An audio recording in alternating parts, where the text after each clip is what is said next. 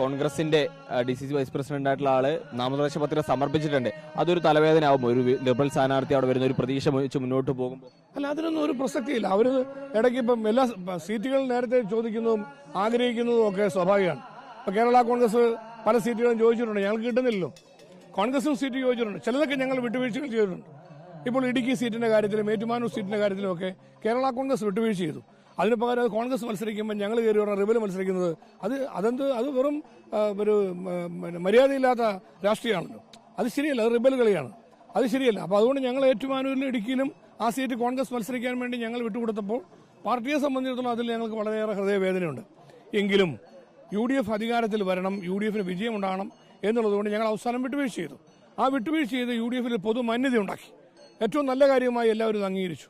അപ്പം ഞങ്ങൾ അവിടെ റിബലുകളെ നിർത്താനോ അല്ലെങ്കിൽ അവിടെ തടസ്സം ഉണ്ടാക്കാനല്ലല്ലോ ശ്രമിച്ച്.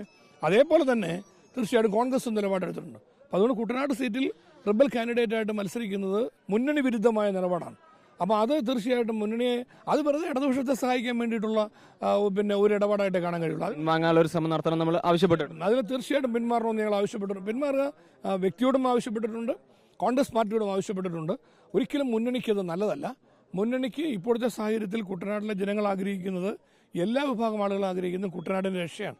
കുട്ടനാടിന്റെ രക്ഷയ്ക്ക് വേണ്ടി അവിടെ ഇപ്രാവശ്യം UDF ആ സീറ്റ് തിരിച്ചുപിടിക്കണം. ആ ജനവികാരത്തിന്റെ കൂടെ ഒറ്റക്കെട്ടായിട്ട് ജനം നിൽക്കുകയാണ്. അപ്പോൾ അതിനെ ദുർബലപ്പെടുത്തിക്കൊണ്ട് ഒരു പ്രസക്തിയില്ലാത്ത LDFിൽപ്പെട്ട ജനപ്രതിയെ അവിടെ ജയിപ്പിക്കാൻ ശ്രമിച്ചാൽ മുന്നണിയോട് കാണിക്കുന്ന ഏറ്റവും വലിയ മഹാരാജാണ്. ഈ റിബൽ നിൽക്കുന്ന ആളെ ജയിക്കുമോ?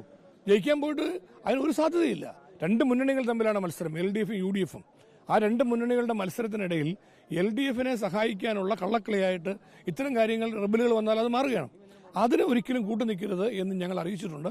കോൺഗ്രസ് പാർട്ടിയുടെ ലീഡർഷിപ്പ് ഇടപെട്ട് തീർച്ചയായിട്ടും മറ്റെല്ലാ മണ്ഡലങ്ങളിലും കേരള കോൺഗ്രസ് പാർട്ടി ഇത്രയും മാന്യമായി പ്രശ്നപരിഹാരത്തിന് സഹകരിച്ച സാഹചര്യത്തിൽ ഞങ്ങൾക്ക് അനുവദിച്ച് കിട്ടിയ സീറ്റിൽ റിബലുകളായി വന്ന് തലവേദന ഉണ്ടാക്കാൻ ശ്രമിക്കുന്നതും UDFിനെ തോൽപ്പിക്കാൻ ശ്രമിക്കുന്നതുമായ സാഹചര്യങ്ങളെന്ന് ഈ ഒറ്റപ്പെട്ട ഇത്തരം ആളുകളെ പിന്തിരിപ്പിക്കാൻ കോൺഗ്രസ് ലീഡർഷിപ്പ് ശക്തമായ ഇടപെടൽ നടത്തണം, ശക്തമായ നിർദ്ദേശം കൊടുക്കണം എന്നുള്ളതാണ് പാർട്ടി ആവശ്യപ്പെട്ടത്. അത് ഞങ്ങൾ കോൺഗ്രസ് നേതൃത്വത്തെ അറിയിച്ചിട്ടുണ്ട്. അതുപോലെ തന്നെയാണ് ഒരു വിഷയം വന്നൊരു വിജയലാലി ഒരു അതൃപ്തി അറിയിച്ചിരുന്നു. അദ്ദേഹത്തെ നമ്മൾ അന്വയിപ്പിച്ചിട്ടുണ്ട്. എങ്ങനെയാണ് അദ്ദേഹം ഒപ്പം നിൽക്കുമോ ഈ തെരഞ്ഞെടുപ്പിൽ?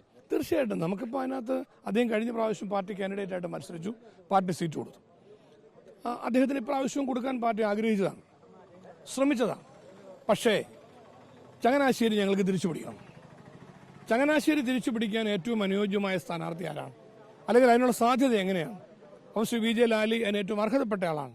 പക്ഷേ ജയസാധ്യത അതിനേക്കാൾ വിനു ജോബിനാണ് എന്ന് വിവിധങ്ങളായ വിലയിരുത്തലിലൂടെ വന്നപ്പോൾ ഞങ്ങൾ വിജയലാലിയെ കൂടെ ബോധ്യപ്പെടുത്തി. ഇപ്പോഴത്തെ പ്രത്യേക സാഹചര്യത്തിൽ അവിടെ ജില്ലാ പഞ്ചായത്തിൽ ഇടതുപക്ഷ കോട്ടയിൽ നിന്ന് ജില്ലാ പഞ്ചായത്തിൽ ശ്രീ വിനു ജോബ് ജയിച്ചു വന്നു. 8000 വോട്ടിന്റെ വ്യത്യാസമുള്ളിടത്ത് ഭൂരിപക്ഷം നേടി. ഇപ്രാവശ്യം നിയമസഭയിലേക്ക് വന്നാൽ അവിടെ UDFിന് ആ മണ്ഡലം തിരിച്ചുപിടിക്കാൻ കഴിയും. 40 വർഷക്കാലം CF തോമസ് UDFിന്റെ MLA ആയി പരിപാലിച്ച മണ്ഡലമാണ് ഈ ചങ്ങനാശ്ശേരി മണ്ഡലം. ഒരു പ്രാവശ്യം കഴിഞ്ഞ കോവിഡിന്റെ പശ്ചാത്തലത്തിൽ അബദ്ധത്തിൽ നഷ്ടപ്പെട്ടു. പക്ഷെ ലാലിയുടെ നിർഭാഗ്യാവസ്ഥയ്ക്ക് ലാലിയായിപ്പോയി കഴിഞ്ഞ പ്രാവശ്യം കാൻഡിഡേറ്റ്, അത് ജയിക്കാൻ കഴിഞ്ഞില്ല. ഇപ്രാവശ്യം നമ്മൾ വീണ്ടും വിലയിരുത്തിയപ്പോൾ അവിടെ ജയസാധ്യതയിലേക്ക് വരാൻ കുറച്ചുകൂടി മെച്ചപ്പെട്ട ശുപാർശ നിർദ്ദേശങ്ങൾ ആളുകളിൽ നിന്ന് വന്നത് വിനു ജോബിന്റെ കാര്യത്തിലാണ്. അതുകൊണ്ട് ഞങ്ങൾ വിനു ജോബിനെ കാൻഡിഡേറ്റ് ആക്കി നമ്മുടെ വിജയലാലിയെ തീർച്ചയായിട്ടും അദ്ദേഹത്തെ ബോധ്യപ്പെടുത്താൻ ശ്രമിച്ചിട്ടുണ്ട്. കേരള കോൺഗ്രസ് പാർട്ടി നാളെ അധികാരത്തിൽ വരുമ്പോൾ വിജയലാലിയും അവിടെ KF വർഗീസ് 2 പേരുണ്ടായിരുന്നു, 2 പേരെ ഒഴിവാക്കപ്പെടേണ്ടി വന്നു. KF വർഗീസ് സീനിയർ നേതാവാണ്. അപ്പോൾ KF വർഗീസിനെയും വിജയലാലിയും 2 പേരോടും പാർട്ടി നീതി കാണിക്കും. തീർച്ചയായിട്ടും അതിനു വേണ്ടിയിട്ടുള്ള സാഹചര്യങ്ങൾ ആത്മാർത്ഥതയോടുകൂടി ഭരണത്തിൽ വരുന്ന കാലഘട്ടങ്ങളിൽ നടപടി സ്വീകരിക്കും എന്നുള്ളതാണ് പറയാനുള്ളത്. വിജയപ്രതീക്ഷയിലാണ് മുന്നോട്ട് പോകുന്നത്. വിജയപ്രതീക്ഷയിൽ തന്നെയാണ് മുന്നോട്ട് പോകുന്നത്. 100% വിജയപ്രതീക്ഷയിലാണ് പോകുന്നത്. കടുത്തുരുത്തിയിൽ വിജയം ഉണ്ടാവും. പിന്നെ ഇവിടെ കടുത്തുരുത്തി നിയോജക മണ്ഡലത്തിൽ ഞാൻ ഉദാഹരണം ഇവിടെ പറയാം. കേരളം ഒട്ടാകെ ഉണ്ടായിരിക്കുന്ന ഒരു വികസന മുരടിപ്പിന്റെ പ്രശ്നങ്ങളുണ്ട്. അപ്പോൾ നമുക്കിവിടെ കൂടുതൽ റോഡുകൾ നന്നാകണം, ജനങ്ങൾക്ക് കൂടുതൽ ഇപ്പം പഞ്ചായത്ത് റോഡുകൾ പോലും ഇവിടെ MLA നന്നാക്കണം ജനങ്ങൾ ആഗ്രഹിക്കണം. പഞ്ചായത്തിനെ കൊണ്ട് നടക്കുന്നില്ല. അപ്പം അവിടെ നമുക്ക് ഫണ്ട് കൊടുക്കാൻ നമ്മളെ കൊണ്ടും പറ്റില്ല. അപ്പോൾ ഇത്തരം കാര്യങ്ങളെല്ലാം നേരത്തെ ഞാൻ മന്ത്രിയായിരുന്നപ്പോഴും കഴിഞ്ഞ ഗവൺമെന്റുകളുടെ സമയത്തുമെല്ലാം വിവിധ കാലഘട്ടങ്ങളിൽ വൺ ടൈം ടാർ ചെയ്യുന്നതിൽ ഗ്രാമീണ റോഡുകൾ നമ്മൾ ടാർ ചെയ്തിട്ടുണ്ട്. അത്തരം പദ്ധതികളെല്ലാം ഗവൺമെന്റ് കൊണ്ടുവരണം. നിർഭാഗ്യവശാൽ അതൊന്നും ഇപ്പോഴും നടക്കുന്നില്ല. അപ്പോൾ അതുകൊണ്ട് ഭാവിയിലേക്ക് ജനങ്ങൾ ആഗ്രഹിക്കുന്ന പോലെ കൂടുതൽ റോഡുകൾ ടാർ ചെയ്യണം, കൂടുതൽ കുടിവെള്ള പദ്ധതികൾ പൂർത്തീകരിക്കണം, ഒരുപാട് ജനക്ഷേമ കാര്യങ്ങൾ നടപ്പാക്കാൻ ഇനിയും അവിടെ അവശേഷിക്കുകയാണ്. അപ്പോൾ അത്തരം കാര്യങ്ങൾക്ക് വരും വർഷങ്ങളിൽ മുൻഗണന കൊടുക്കും. ആ മുൻഗണന കൊടുത്തുകൊണ്ട് ചെയ്യാൻ കഴിയുന്ന വിധത്തിലുള്ള സാഹചര്യം ഉണ്ടാണെങ്കിൽ സർക്കാർ അതിനനുസരിച്ചുള്ള കാഴ്ചപ്പാടുകൾ. അപ്പോൾ UDF ഗവൺമെൻറ് അധികാരത്തിൽ വന്നാൽ അങ്ങനെ ചെയ്യാൻ കഴിയുമെന്നാണ് ഞങ്ങളുടെ പ്രതീക്ഷ. ജനങ്ങൾ ആഗ്രഹിക്കുന്ന പോലെ പരമാവധി വികസന പ്രവർത്തനങ്ങൾ നടപ്പാക്കാൻ സാഹചര്യം ഉണ്ടാവും. അത് ജനങ്ങളും അതിനോട് സഹകരിക്കുന്നതുകൊണ്ട് മെച്ചപ്പെട്ട ഭൂരിപക്ഷത്തിൽ കടുത്തുരുത്തി മണ്ഡലത്തിൽ ജയിക്കും. കേരളത്തിൽ UDF ഭരണം കിട്ടുമെന്ന പ്രതീക്ഷയാണ്.